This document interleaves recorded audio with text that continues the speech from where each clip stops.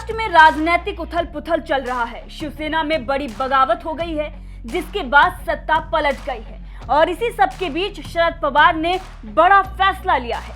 क्या डर गए हैं पवार? शिवसेना के बाद एनसीपी में भी पड़ेगी दरार।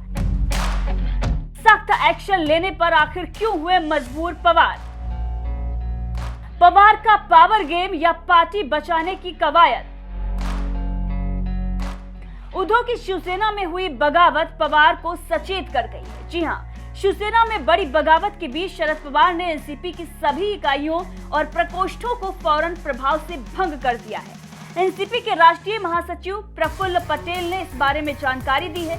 उन्होंने इस मामले को लेकर ट्वीट किया है और लिखा है कि राष्ट्रीय अध्यक्ष शरद पवार जी की मंजूरी से एनसीपी के सभी प्रकोष्ठों और विभागों को तत्काल प्रभाव से भंग किया जाता है। वहीं आपको बता दें कि एनसीपी ने जिन विभागों को भंग किया है उसमें राष्ट्रवादी महिला कांग्रेस, राष्ट्रवादी यूथ कांग्रेस और राष्ट्रवादी छात्र कांग्रेस को शामिल नहीं किया गया है। शरद पवार ने ये कदम ऐसे वक्त पर उठाया है जब शिवसेना के अंदर उथल पुथल मची हुई है और 3 हफ्ते पहले ही एनसीपी समर्थित महाविकास अघाड़ी की सरकार महाराष्ट्र की सत्ता से बाहर हुई है।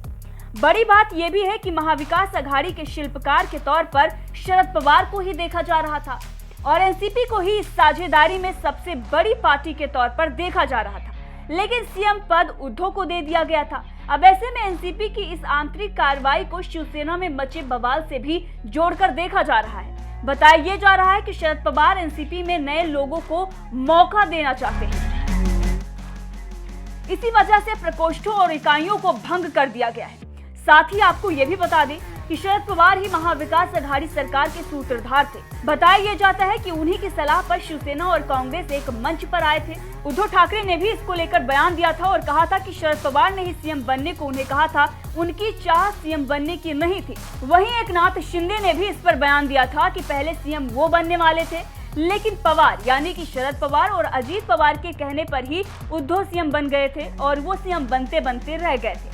पवार की ही सलाह लेकर शिवसेना भाजपा से अलग हुई थी, बताया ये भी जाता है। बहरहाल इस खबर को लेकर आपका क्या कहना है, कमेंट करके जरूर बताएं। क्या शरद पवार अब शिवसेना के अंदर बगावत देखकर डर गए हैं या उनका कोई बड़ा प्लान है?